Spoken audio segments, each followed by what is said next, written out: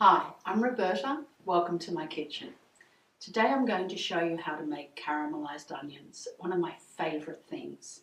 They take a hamburger or a steak sandwich or even simple grilled sausages from good to great. We're going to use them for our Portuguese steak sandwiches called pregos, but you can use them for anything. And they keep well in the fridge too for up to a week or more, so it's worth making a big batch. Now we're starting with 3 red onions.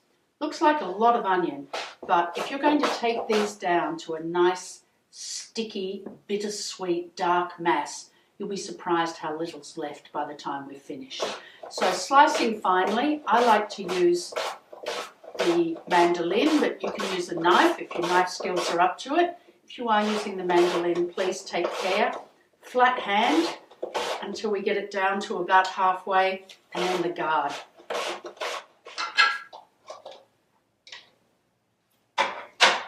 So once we have our onions nice and finely sliced, let's go to the stove and start cooking. So a couple of tablespoons of olive oil, you could use vegetable oil, in with our onions.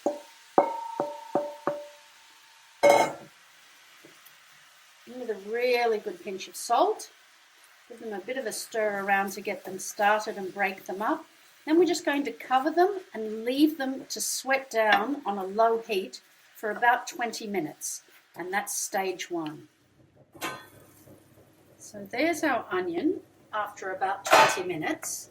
It's nice and soft. It's given off some of its liquid. It still looks like a lot of onion, doesn't it? Watch what happens.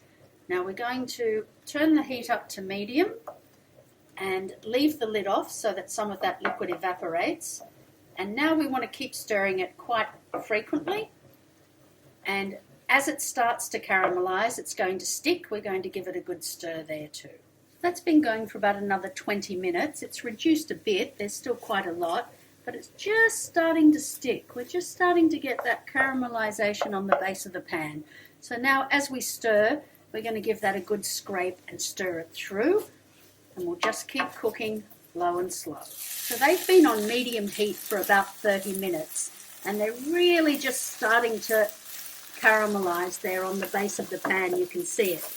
Now, depending on your pan and your heat, and even on the onions, they may be fully caramelized by this stage, but these ones aren't. So I'm going to turn the heat up a little bit more and keep a very close eye on it, because we want to keep stirring all of that lovely burnt on bit from the bottom of the pan. So after a couple more minutes, you can see that really is starting to caramelize or even burn a little now, which is what we want.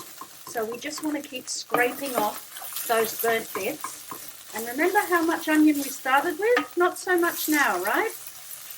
Let's take it a bit further. That's starting to smell fabulous. You might be happy with it at that stage. If so, take it off. I want it much darker. I want to take it down to a bittersweet mass. This is almost what we want. See how dark it's getting? I wish you could smell it. It was a whole frying pan full of onions, and look what it's come down to. Now you could certainly stop it here. I like them bittersweet, so I'm going to take it just a little bit further and then get it out of the pan. Oh, that smells so good. So there we are, our beautiful caramelized onions. As I said, you can stop a bit sooner if you don't want them that dark, and they've gone beyond sweet to bittersweet. Beautiful to pile onto a steak sandwich, as we're going to do with our Portuguese steak sandwich.